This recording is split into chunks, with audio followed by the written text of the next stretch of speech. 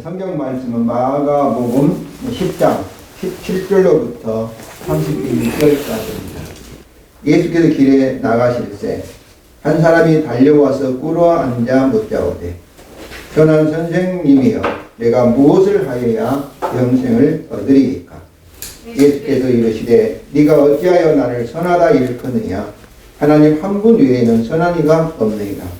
네가 계명을 안 하니 살인하지 말라, 간음하지 말라, 도둑질하지 말라, 거짓 증언하지 말라, 속여 빼앗지 말라, 내 부모를 공경하라 하였느니라.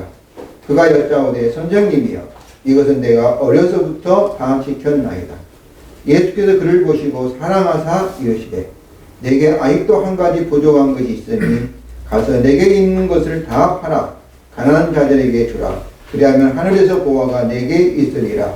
그리고 와서 나를 따르라 하시니 그 사람은 재물이 많은 고로 이 말씀으로 인하여 슬픈 기색을 띠고 근심하며 가니라.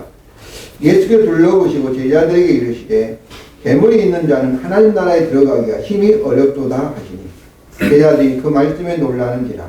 예수께서 다시 대답하여 이르시되 얘들아 하나님의 나라에 들어가기가 얼마나 어려운지 낙타가 바늘 끼로 나가는 것이 부자가 하나님 나라에 들어가는 것보다 쉬우니라 하시니 제자들이 매우 놀라 서로 말하되 그러니 누가 구원을 얻을 수 있는가 하니 예수께서 그들을 보시며 이르시되 사람으로는 할 수 없으되 하나님으로는 그렇지 아니하니 하나님으로서는 다 하실 수 있느니라. 베드로가 여짜와 이르되 보소서 우리가 모든 것을 버리고 주를 따랐나이다. 예수께서 이르시되 내가 진실로 너에게 이르노니 나와 복음을 위하여 집이나 형제나 자매나 어머니나 아버지나 자식이나 전토를 벌인 자는 현세에 있어 집과 형제와 자매와 어머니와 자식과 전토를 100배나 받되 자기를 겸하여 받고 내 영생을 받지 못할 자가 없느니라. 그러나 먼저 된 자로서 나중되고 나중된 자로서 먼저 될 자가 많으니라. 아멘. 이제 이현도 동료단이 나오셔서 기본으로 돌아가자라는 설교 제목으로 말씀을 증거하시겠습니다. 반갑습니다. 이렇게 참 이번엔 서로 얼굴을 보면서 같이 만나서 드려야 되는데 반갑습니다. 또 선한목자교회 창립 6주년을 진심으로 축하드립니다. 작고 외모는 보잘것없을지라도 선한목자교회를 향하신 주님의 뜻이 이 작은 모퉁이에서부터 잘 드러나는 그런 전진하는 교회가 되기를 바랍니다. 오늘 말씀을 통해서 혼탁한 우리 한국교회 안에서 어두울 때 어떻게 살아야 될지 이런 때 지혜로운 것은 과연 기본으로 돌아가는 것입니다. 기본은 과연 기독교의 기본은 무엇인가? 오늘 읽은 말씀은 간단합니다. 부자 청년이 예수님께 찾아와 구원에 관해서 질문했을 때 예수님이 거기에 답변하시고 그리고 제자들을 청년이 돌아간 이후에 제자들을 불러서 교훈하시고 약속하신 내용으로 구성되어 있습니다. 부자 청년이 와서 이렇게 질문을 했습니다. 제가 무엇을 해야 구원을 얻을 수 있습니까? 여러분 이 질문은 사실 모든 인류의 공통된 질문입니다. 구원이 나에게 거저 주어진다라고 생각하는 사람은 없어요. 내가 뭔가를 해야 구원을 받지 이런 생각을 다 하고 있습니다. 그래서 아마 모든 인류를 대표하는 그런 질문이 아닌가 생각합니다. 예수님의 답변은 언제나 그 수준에 맞추어서 답변을 하셔요. 유대인들이 구원과 율법이 관련되어 있음을 유대인들은 알고 있기 때문에 율법에 대해서 이야기를 언급합니다. 그러니까 부자 청년이 내가 그 어려서부터 다 지켰습니다. 예수님이 그래? 그렇다면 네가 가지고 있는 모든 소유를 다 팔아서 가난한 자들에게 나누어 줘라. 부자가 어떻게 했어요? 재물이 많기 때문에 근심하면서 슬픈 기색을 띠고 돌아갔습니다. 이 모습도 사실 모든 사람들의 모습을 대변하는 것 같아요. 대부분의 모든 사람도 구원에 대해서 관심은 있어요. 그러나 이 세상 재물이나 이 세상 것이 더 크게 보여요.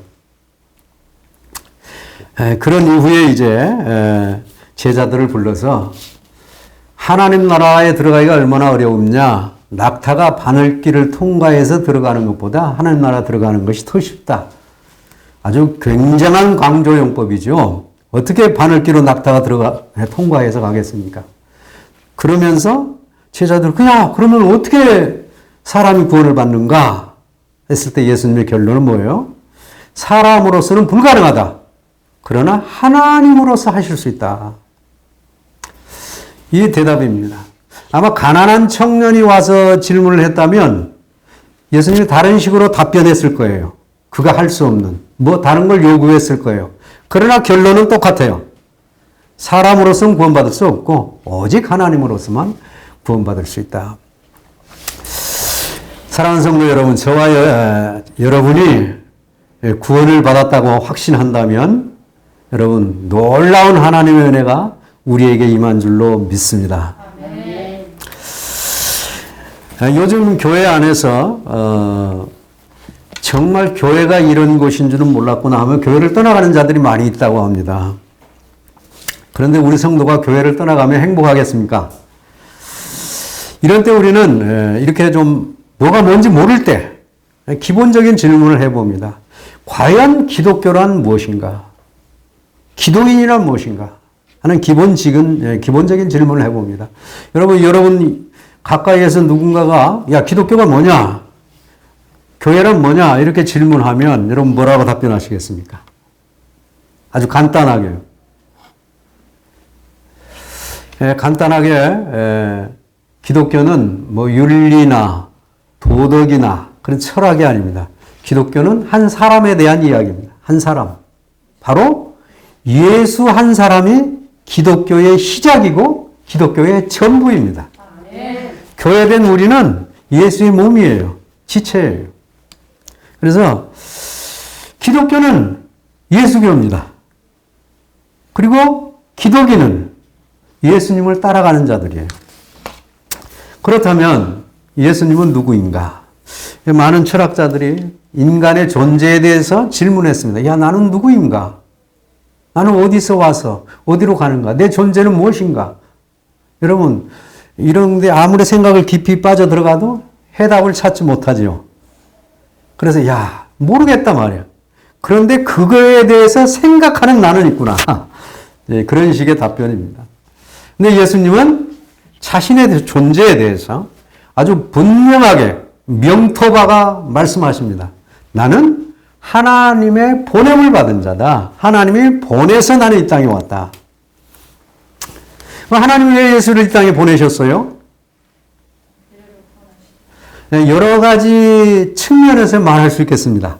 그러나 가장 중요한 관점 하나는 하나님이 예수를 이 땅에 보낸 것은 하나님의 사랑을 이 땅에 실현하기 위해서 보낸 거예요.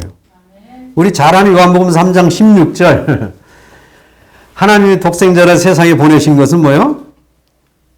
하나님이 세상을 이처럼 사랑하셔서.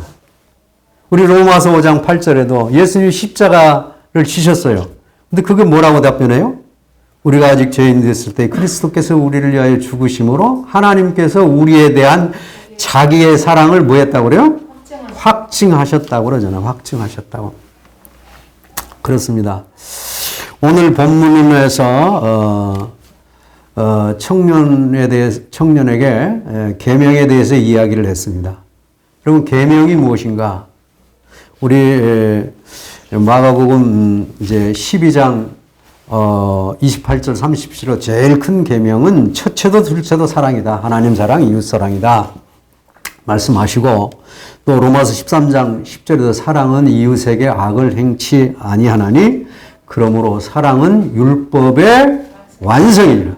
율법의 완성. 이게 모든 율법은 사랑으로 집중되고 있고 사랑이 율법의 완성입니다. 왜 그렇습니까? 모든 율법, 사랑 이것은 하나님의 본성입니다. 하나님의 본성에서 나온 거예요. 하나님의 본성에서. 그런데 이제 제가 여러분에게 질문한 건 그럼 사랑이 뭔가? 사랑은 어떤 법인가? 여기에 대해서 좀 깊이 생각하기를 바라요.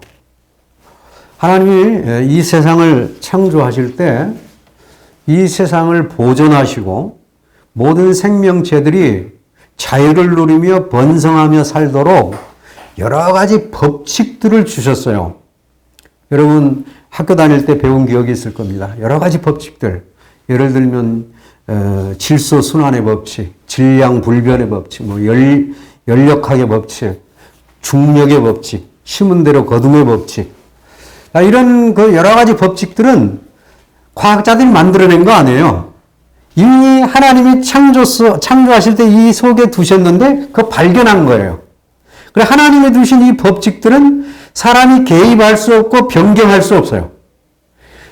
이 세상에 있는 모든 생명체가 자유와 번영을 누리며 살도록 하나님이 그런 법칙을 두셨어요. 그리고 우리 그 법칙 가운데 살아가는 것이 지혜지요. 그리고 그게 생명을 누리는 거죠. 여러분이 야 내가 왜 중력의 법칙에 매여 살아야 돼?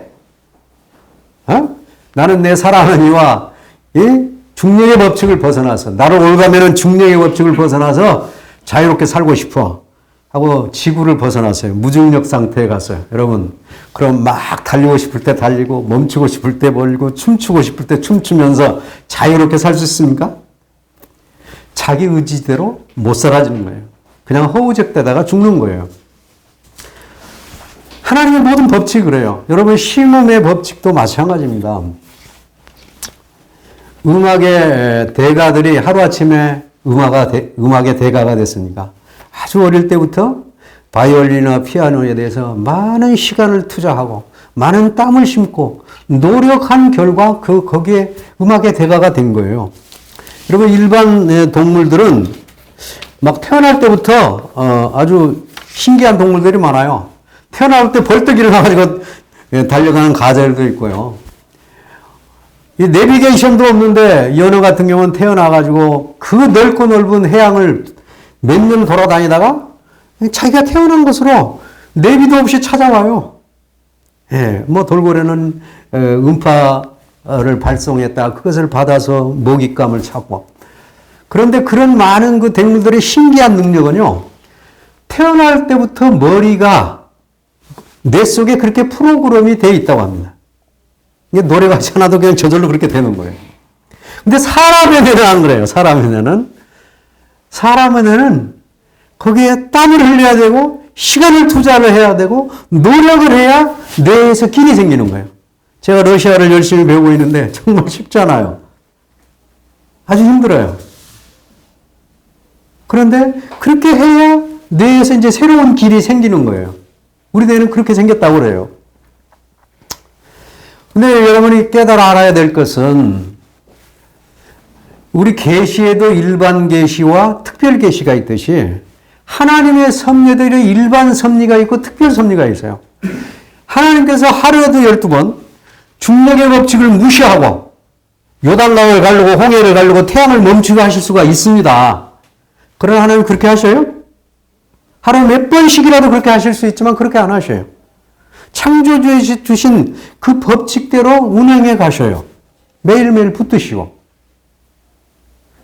그런데 우리 모든 성도들이 믿음이라는 이유로 신앙이라는 이름으로 하나님의 이런 일반 섭리를 아주 법칙들을 무시하면서 건강의 법칙도 막 무시하면서 우리는 호흡하면서 산소를 들이마시면서 살아야 되는데 운동도 안 하고 골방에 갇혀가지고 산소가 결핍한 곳에서 영양분은 없고 열량만 높은 음식을 먹으면서 담배역이 자욱한 데서 그냥 아주 오락이라 하면 살면서 나중에 병을 얻어요. 그러면 자연스럽게 그렇게 되는 거예요. 그런데 야 하나님이 나를 미워하셔서 내가 병 걸렸나.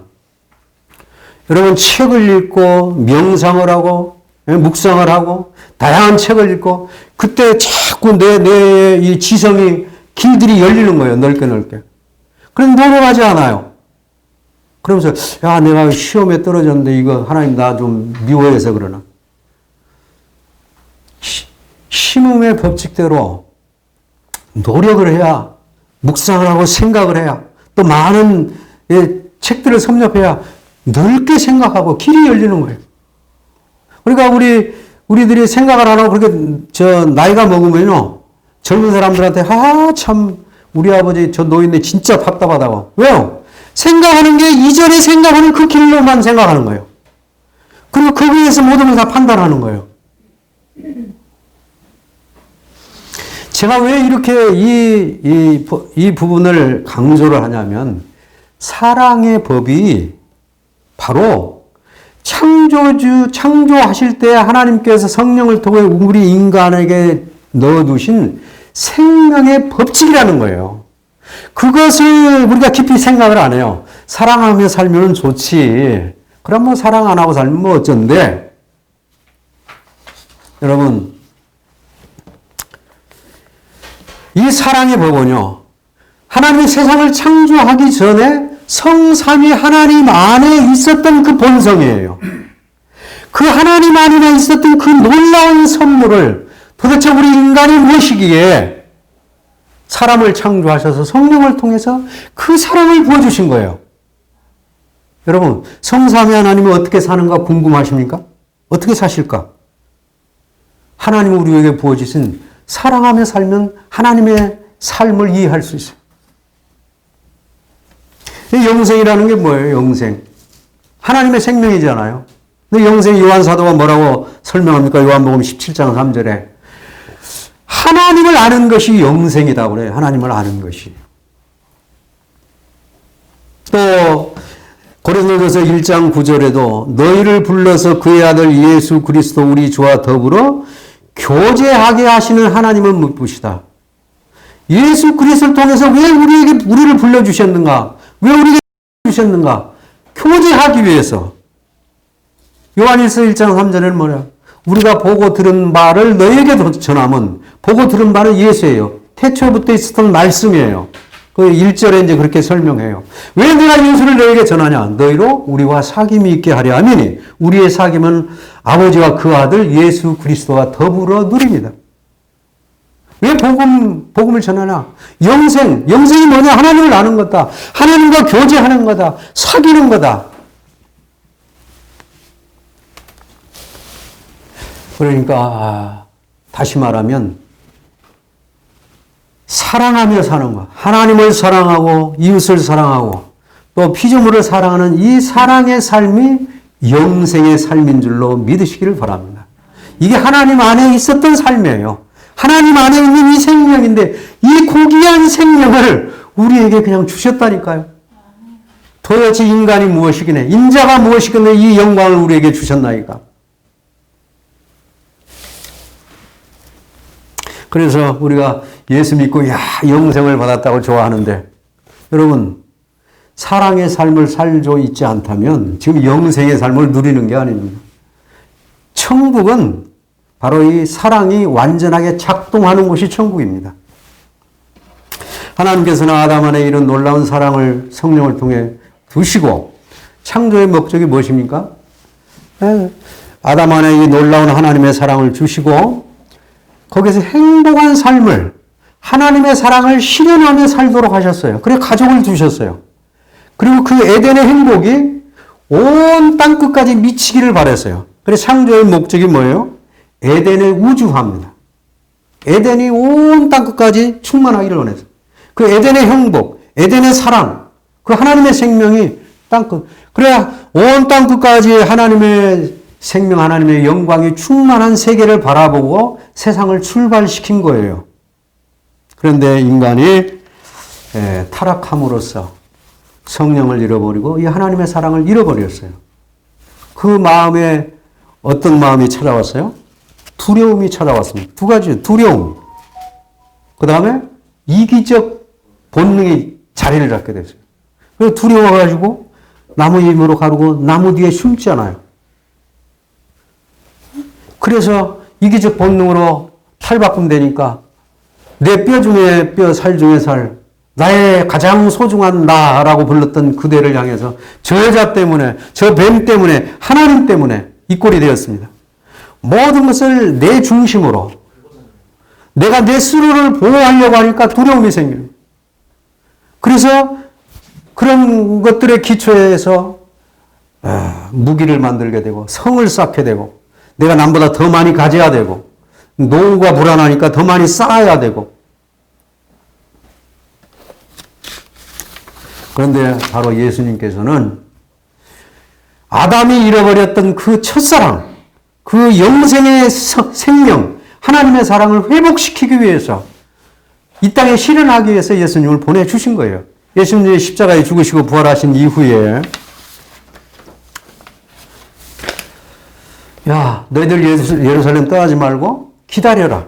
위로부터 능력이 덧입히 올 때까지. 성령에 대한 약속이에요. 그럼 그 능력의 비결이 뭡니까? 바로 사랑입니다. 사랑. 로마서 5장 5절이 말씀하십니다. 소망이 부끄럽게 아니하면 우리에게 주신 성령으로 말미암아 하나님의 사랑이 우리 마음에 부음받음이니, 바켓으로 그냥 막 부었듯이 성령을 통해서 하나님의 사랑을 우리 마음에 부어주셨다. 회복하셨다.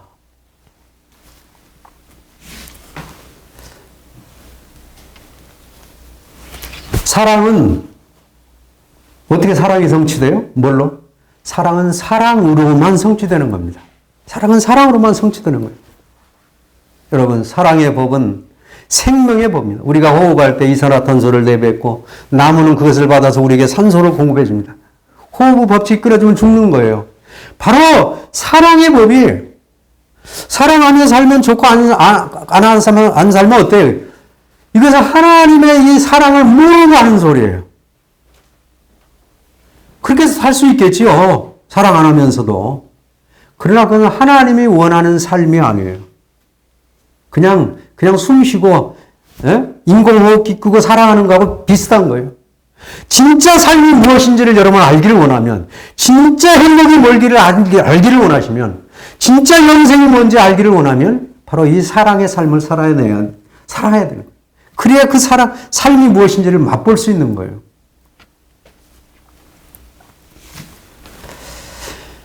예수님은 그것을 위해서 이 땅에 오셨습니다. 여러분, 예수님이 이 땅에 태어나셨을 때 어떻게 태어나셨어요? 성령으로 태어나셨어요. 요단강에서 세례를 받으시고 비둘기처럼 성령이 그에게 임하셨어요. 여러분, 예수님의 행적 하나하나를 보면요, 그가 귀신을 쫓아내는 거, 행하는 거, 십자가를 지고 부활하신 것, 심지어 기뻐하는 감정까지 전부 다 성령으로. 예수님은 성령으로 잉태하셔서 성령으로 하나님의 사랑을 실현하기 위해서 십자가길을 가신 거예요. 그런데 예수 안에 있었던 그 동일한 성령을 바로 우리에게 부어주신 거예요. 왜요? 예수님이 살아간 그 삶을 우리가 잇대어서 예수 안에 적혀 있었던 그 성령으로 말미암아 예수님을 뒤따라 살도록, 그리고 이 땅에 하나님의 사랑을 실현하도록, 용서하도록, 복음으로 그들을 구원하도록, 그들을 섬기도록 동일한 성령을 우리에게 부어주신 거예요. 이게 진짜 삶이에요. 이게 하나님의 생명이고 이게 진짜 삶다운 삶을 사는 거예요. 그런데 이 세상은 만만하지가 않죠. 녹록하지 않죠. 그렇게 살고 나면 내가 손해보는 것 같고 두렵죠. 왜냐면 우리 마음에 다 이기적 본성이 있고 두려움이 있어요. 야, 그렇게 어떻게 살아? 오리를 가자는데 어떻게 심리가고, 속옷 달라는데 어떻게 겉옷을 주고, 다 이런 삶 속에서 어떻게 살아가는가? 두려워하죠. 그렇게 완전한 헌신하며 살기가 주저함이 있습니다. 그래서 예수님이 약속하는 거예요. 야, 우리 29절, 30절 한번 같이 읽어볼까요? 29절, 30절, 시작. 예수께서 이르시되 내가 진실로 너희에게 이르노니 나와 복음을 위하여 집이나 형제나 자매나 어머니나 아버지나 자식이나 전토를 벌인 자는 현세에 있어 집과 형제와 자매와 어머니와 자식과 전토를 100배나 받되 박해를 경하여 받고 내세의 영생을 받지 못할 자가 없느니라. 그랬습니다. 주님의 약속은 금세라면 지금, 이거 아주 헬라어는 굉장히 본문에 이걸 강조해요. 지금 이 세대에 100배의 축복을 약속했어요. 그 다음에 내세에도 영생을 반드시 받는다. 말씀했습니다. 자, 여기서 주님의 약속을 좀 살펴보기를 원합니다. 특별히 나와 복음을 위해서 집이나 아버지나 어머니나 형제나 자매나 전토를 벌인 자는 내가 지금 이 세대에서 금세에 100배를 더 주겠다. 100배를 주겠다 말씀했어요. 그런데 먼저 생각할 것은 버린다는 게 무슨 뜻인가? 버린다는 게 아버지와 어머니를 버린다. 이게 무슨 뜻인가? 여러분, 그게 모든 걸 버리고 예수님을 따랐던 베드로 장모님이 열병에 걸렸을 때 예수님을 모시고 장모 집에 찾아가서 장모의 병을 고쳐주죠. 우리 예수님 십자가에 달려 돌아가시면서 자신의 모친인 마리아를 사랑하는 제자 요한에게 부탁해서 야, 이제는 네 어머니다. 네가 좀 맡아달라. 부탁해서. 또 사도들 통해서 예수님 말씀하십니다. 내 부모를 공경하라. 이것이 옳으니라. 디모데전서 5장에서는 특별히 5장 8절에서는 내 친족, 특히 자기 가족을 돌아보지 않는 자는 불신자보다 악하다. 여러분, 그럼 부모 자식을 버린다는 게 무슨 뜻입니까? 이것은 예수님을 만나기 전에 가졌던 부모나 재산에 대한 가치관을 버리는 거예요. 예수님을 만나기 이전에 가졌던 모든 태도를 버리는 거예요. 그런 가치관을 버리는 거예요. 우리가 주님을 만나기 전에 자녀들을 사랑합니다. 그런데 자녀들이 잘 됨으로 부모인 내가 자랑거리가 되기를 원하고 자녀를 잘 키워서 노후의 보장이 되기를 원하고 심지어는 내가 젊었을 때 이루지 못한 꿈을 자녀를 통해 대신 이루기를 바라고 재산도 마찬가지죠. 다 내가 땀 흘려서 다 내가 모은 내 재산 내가 내 삶을 책임져야 되니까 노후 보장이 있어야 되니까 그것을 모으고 지키고 이걸 내 자식에게 물려주고 이런 그런 그 이전의 모든 가치관들을 예수를 만나고 보니까 내 자식이 하나님의 자식이고 나에게 주어진 모든 것이 하나님의 소유요. 그래 하나님의 사랑의 관점에서 자녀를 보고 모든 소유를 보는 거예요. 주님이 필요하시다 할 때 기쁨으로 내어드리는 거예요. 11장에 낙타 주인이 낙의 주인이 야 낙이 주님이 쓰시겠다니까 왜 그럼 가져가서 하듯이 그냥 내어드리는 거예요. 그렇게 전폭적으로 주님을 위해서 헌신하게 될 때 내가 100배를 더 주겠다. 이 말씀 때문에 패가망신하는 사람들이 많이 있어요. 야 내가 집을 한 채 왔으면 100채를 주겠지. 그래서 못 받으면 야 당신은 믿음이 없어서 그런 거야. 7채까지 더 받죠. 근데 여러분 100배라는 것은 완전수 10의 제곱입니다. 이것은 의미를 알려면 하나님이 왜 최초의 사람 아담에게 땅을 주시고 왜 가족을 주셨는가를 생각해 보세요. 왜 하나님이 아담에게 땅을 주시고 거처를 주시고 가족을 주셨어요? 하나님의 사랑을 실현하면서 행복한 삶을 살도록. 그리고 사명이요. 그 행복이 그 하나님의 생명이 온 우주까지 확산되도록 그 사명을 수행하도록 재물을 주시고 땅을 주시고 가족을 주신 거예요. 그럼 여기서 100배 정말 완전한 가족과 재물을 주겠다. 이게 다 우리 행복에 필요한 거잖아요. 다시 말하면 하나님께서 정말 완전한 너희들이 상상할 수 없는 그런 복된 삶과 또 너희의 삶을 통해서 풍성한 열매가 거두어지는 그런 삶을 약속하신 것입니다. 야, 너희 스스로 내 삶을 잘 살아가려고 하지 말고 내가 책임지고 너희의 삶을 복된 삶으로 이끌겠다. 너희의 삶을 통해서 내가 많은 너희가 기대하지 않았던 그런 열매를 거두겠다고 주님이 약속해 주신 거예요. 주님의 약속이에요. 그러면 우리는 주저할 필요가 없습니다. 좀 머뭇거릴 필요가 없고 두려워할 필요 없이 주님의 약속을 믿고 그렇게 헌신될 삶을 살아가게 될 줄로 믿습니다. 이게 지혜 아닌가요? 주님이 그런 삶을 약속하신다는데요. 이 약속은 구약의 복음서라고 하는 이사야서에서도 약속했어요. 내가 기뻐하는 금식은 흉악의 결박을 풀어주며 멍에의 줄을 끌어주며 압제당하는 자를 자유하게 하며 모든 멍에를 꺾는 것이 아니겠느냐. 또 둘인 자에게 내 양식을 나누어주며 유리하는 빈민을 집에 들이며 헐벗은 자를 보면 입히며 내 고륙을 피하여 스스로 숨지 아니하는 것이 아니겠느냐.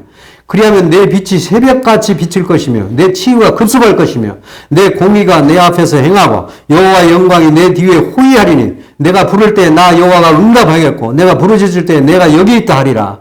내 빛이 흑암 중에서 떠올라 내 어둠이 낮과 같이 될 것이며 여호와가 너를 항상 인도하여 메마른 곳에서도 내 영혼을 만족하게 하며 내 뼈를 견고하게 하리니 너는 물된 동산 같겠고 물이 끊어지지 않은 샘 같을 것이니라. 여러분 6, 7절은 제자의 삶을 말씀한 거예요. 금식이라는 것은 하나님을 믿는 신앙인이 표할 수 있는 최고의 신앙의 표현입니다. 신약 시대로 말하면 저는 예수님을 온전히 믿고 따르는 그런 신앙의 표현이에요. 근데 그 제자의 삶이 뭐냐? 결박당하는 자 풀어줘. 굶주린 자 양식 줘. 빈민한 자 집을 거처를 헐벗은 자 입을 거 줘. 내 고륙 피하지 마라. 아마 이 고륙은 병이 걸렸다든지 아주 빛에 찌들린 고륙인지 모르겠어요. 내 형제 자매로 그런 사람은 좀 이렇게 멀리 하잖아. 그러지 마라. 그러면 주님의 약속이 내 빛이 새벽빛같이 비칠 거다. 에? 내 치유가 급속하게 일어날 것이다. 네가 기도하면 내가 다 응답하겠다. 여호와의 영광이 네 뒤를 휘두를 것이다. 네가 대낮과 같이 밝아질 것이다. 내가 너를 항상 인도하겠다. 메마른 곳에서도 내 영혼을 만족하게 하겠다. 너는 물된 동산과 같을 것이다. 물이 끊어지지 않는다. 여러분, 주님의 약속이 이루어질진데 왜 우리가 주저합니까? 왜 우리가 머뭇거립니까? 무엇이 두렵습니까? 왜 자꾸 내 삶을 내 스스로 해결하려 합니까? 주님의 약속을 믿고 믿음으로 헌신하시기를 주의 이름으로 축원합니다. 그럼 반드시 주님의 그 약속대로 우리가 기대하지 않았던 그런 놀라운 행복된 삶과 복된 삶과 열매를 거두시는 삶을 이루실 줄로 믿습니다. 우리는 이 주님의 약속이 있을 뿐만 아니라요. 기독교의 긴 역사 속에서 허다한 증인들이 있습니다. 우리는 쉽게 송원양원 목사님, 주기철 목사님 얼마나 고통스럽게 살다 죽었어. 저들이 천국에 갔을지는 몰라도 이 땅에 살 때는 참 불행한 사람들이다. 이렇게 생각하기가 쉽습니다. 그러나 정말 그들이 이 땅에 살 때 고초와 고난을 많이 겪었지만 정말 저들은 불행한 삶을 살았을까요? 제가 어제 오후에는 내내 거의 여러 사람의 그 북한 탈북자들의 간증을 들었어요. 이 간증을 들어보면 좀 이렇게 과장되게 말을 하는지 말을 좀 더듬더라도 자기가 겪었던 일을 이야기하는지 대충 들으면 알잖아요. 특별히 이제 예수 믿는 그들이 다시 탈북했다 예수님을 만나고 나서 성령의 감동과 강권하심에 이끌려가서 성경을 집어들고 다시 북한에 가서 그래가지고 잡혀가지고 교화소에 들어가서 5년, 7년 이렇게 감옥 살다 나오신 분들 거기서 얼마나 많이 맞고 성폭행을 당하고 괴로움을 당하고 그런데 한결같이 그들이 얘기하는 것은 그런 가정 속에서 하나님의 신비한 음성을 듣고 하나님이 그것을 이겨낼 수 있는 힘을 주시고 거기에서 찬송이 터져 나올 수 있는 그런 일들을 하나님이 주시는 거예요. 그걸 경험한 거예요. 여러분 성도가 겪을 수 있는 최고의 행복이 무엇입니까? 야, 하나님이 나를 버리시지 않았네. 야, 하나님이 나를 사랑하시네. 지금도 하나님이 나와 함께 계시네. 야, 내가 뭐 하나님의 쓸만한 거지. 하나님을 체험할 때 성도는 제일 행복한 겁니다. 여러분, 스데반이 돌에 맞아 죽었지만 불행하다 할 수 있습니까? 돌에 고통스럽게 맞아 죽어갔지만 그 얼굴이 선사와 같다는 것은 그런 고난 중에도 그런 행복한 삶을 산 것입니다. 우리 대표적인 우리 사도 바울, 정말 바다의 위험, 굶주림의 위험, 동족의 위험, 그는 정말 동가숙 서가식 하면서 뭐 이리저리 떠들면서 풍찬노숙 삶을 살았지만은 그의 삶을 이렇게 보면은 특별히 얻어맞았다는 말을 굉장히 많이 합니다. 참 많이 맞았다. 여러 차례 맞았다. 40에 하나 강한 매를 5번이나 맞고 태장에 3번이나 맞고 여러 차례 죽을 고비를 넘겼다. 그런데 그는 자기의 삶을 어떻게 요약합니까? 내가 궁핍함으로 말하는 것이 아니라 어떤 형편이든지 나는 자족하기를 배웠노니 나는 비천에 처할 줄도 알고 풍부에 처할 줄도 알아. 모든 일 곧 배부름과 풍부와 궁핍에도 처할 줄 아는 일체의 비결을 배우노라.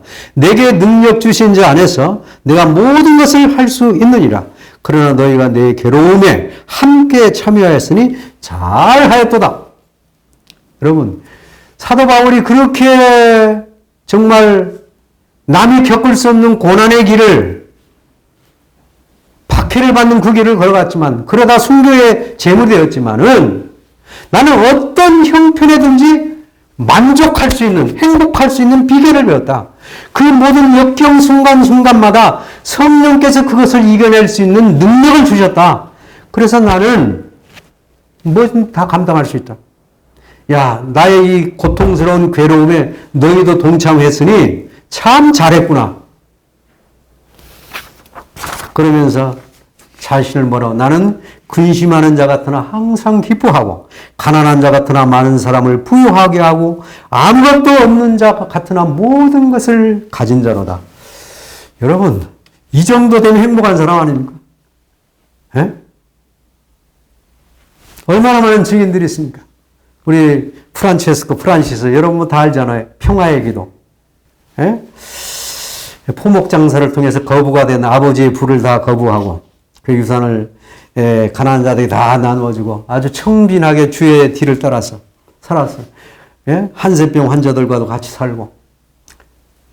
근데 그 평화의 기도를 뭐 우리 다 아는데 제가 한번 그걸 볼게요. 나를 평화를 위해 써서 미움이 있는 곳에 사랑을, 상처가 있는 곳에 용서를, 의심이 있는 곳에 믿음을, 나를 평화를 위해 쓰소서. 절망에 있는 곳에 희망을, 어두운 곳에 빛을, 슬픔이 있는 곳에 기쁨을, 주여 위로받기보다는 위로하며 살게 하소서. 이해하기보다는 이해하며 사랑받기보다는 사랑하며 나를 평화를 위해 쓰소서. 용서받기보다는 용서하며 나 모든 것을 줄 때 얻으며 내가 죽을 때 살아 영생 누리리. 주여 나를 평화를 위해 쓰소서. 아멘 아멘 아멘. 저는 이것을 읽을 때마다 진짜 그렇게 청빈하게 주의 뒤를 따라가는 삶을 살았지만 진짜 평화가 무엇인지, 진짜 행복이 무엇인지 맛보았기 때문에 이런 기도를 한다고 생각해요. 이런 평화를 맛보지 못했다면, 이런 행복한 삶을 맛보지 못했다면 주여 나를 평화를 위해 써서 이런 기도를 드릴 수 없었다고 생각해요. 여러분, 오늘 우리 한국교회는 또 교회 밖에 많은 세상 사람들이 교회가 도대체 뭐 하는 곳이냐 손가락질을 많이 하고 있습니다. 네, 우리가 이런 때일수록 기본으로 돌아가야 될 줄로 믿습니다. 기본으로. 정말 우리가 얼마나 큰 선물을 받았는데, 얼마나 큰 영광을 받았는데, 하나님 안에만 있는 그 영생, 사랑의 생명을 살아갈 수 있는 그 놀라운 선물을 성령을 통해 우리가 받았고, 하나님만이 드릴 수 있는 완전한 행복과 그 풍성한 삶을 살아갈 수 있는 길을 우리에게 거저 주셨어요. 아담은 잃어버렸는데 예수님이 우리에게 주셨어요. 우리 어디서부터 시작해야 됩니까?